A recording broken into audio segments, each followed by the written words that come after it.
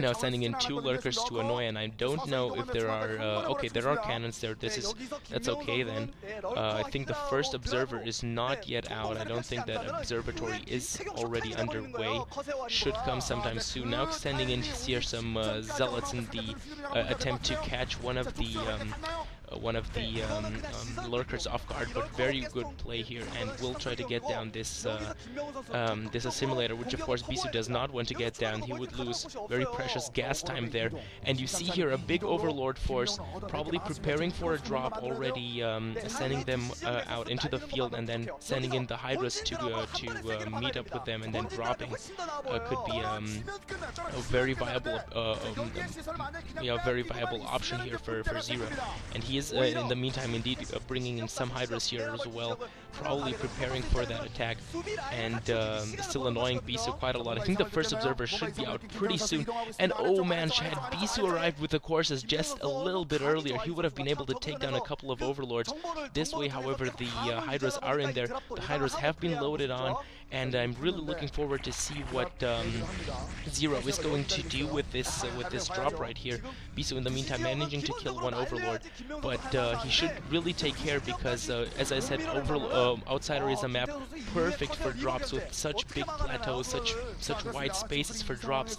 It's pretty much the best option that any pro gamer has to just go drop against his opponent, and Bisu should take care here, because this force seems to be heading, okay, I thought it's going to be heading towards the main, however it probably will land here at this expansion.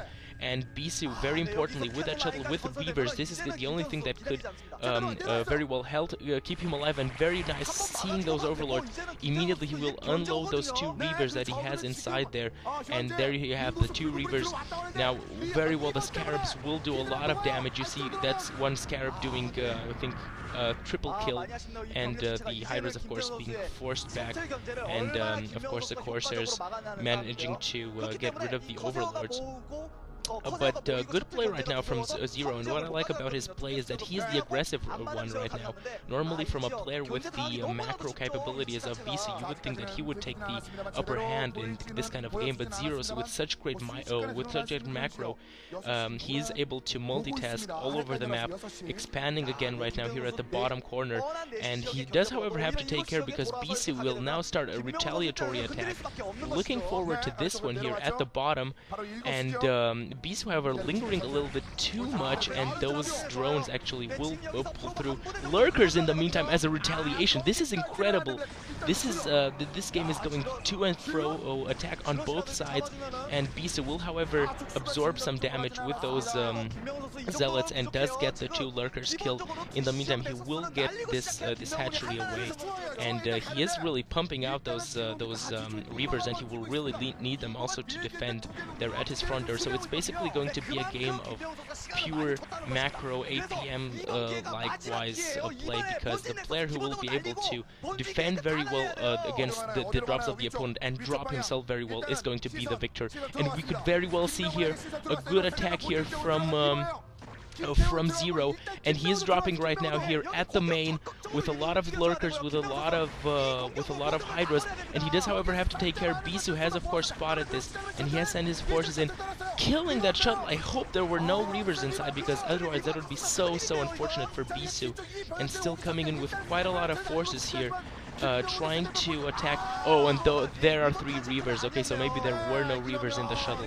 Bisu very well having the Reavers already prepared, and bringing them in there just in the nick of time to save the main. So this drop pretty much failed. Bisu, on the other hand, I think will be capable of taking down another expansion, which would of course mean definitely a lead in the game, in my opinion, for him, if he manages of course to defend well, and he would take down this expansion. I'm not sure if he did take it down. We didn't see anything more from his own attack fleet here, but he will probably attack this hatchery again and kill it.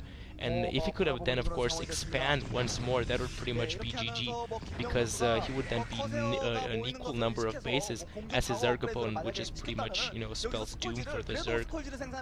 ZerO, however, of course, is a good player. We should not write him off at this point, and who knows, he still has good chances in this one. Bisu has to take care and just keep playing his good old PBZ style that's gotten him to such fame, and yeah, really looking forward to this one here. Macroing up right now with those gateways. Bisu sending in a couple of zealots here to reinforce, and I think that that ZerO is preparing an attack for 3 o'clock. He has, I think, a little bit more troops than he used to, so we could see an attack from him there very soon, with even more Hydras. So he's going to load even more Hydras, ferry them across, and oh, that was pretty good play there with the Scourges, catching, I think, a couple of 2 or maybe even 3 coursers there off guard. So a good play from ZerO, and now he's going to come to go. We'll see what Bisu has. He doesn't have any Reavers behind that. That is very unfortunate for him, and he has to back off, loses the cannons. The Zealots are of course on the other side. They can't do anything from that position. And so Bisu now maybe will be okay. So he's attacking right now with the coursers. Has to take care. There are a ton of Hydras. Losing 2 coursers, has to be very careful here with his precious vessels. And he does seem to be expanding at 12 o'clock at the moment, a little bit. So we're still on the same plateau as the main, I believe that would be.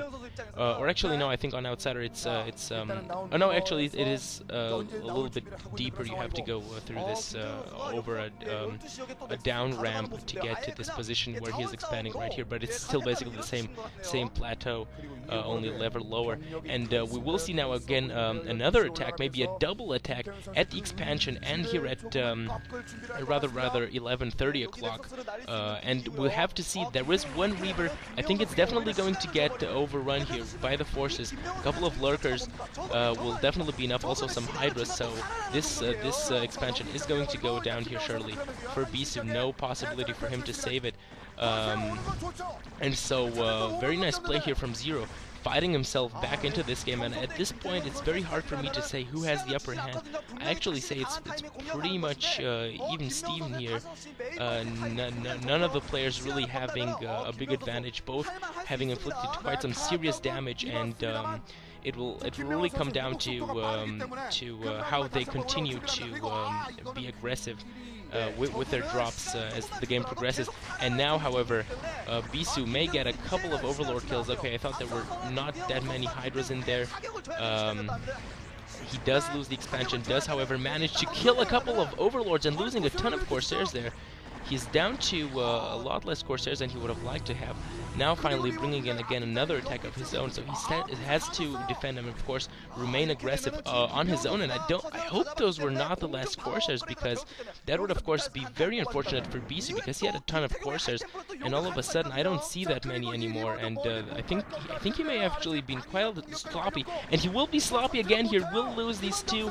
Oh man, and this hurts a lot, losing those 2 Reavers. So you know, this is the kind of play that where I ask myself, you know, what's up with Bisu, because in a recent interview that I read on Team Liquid with him and Boxer, he was described as a player that practices the whole time, you know, that really stays in there from the morning till midnight and then to the next morning and so on, and practices the whole time.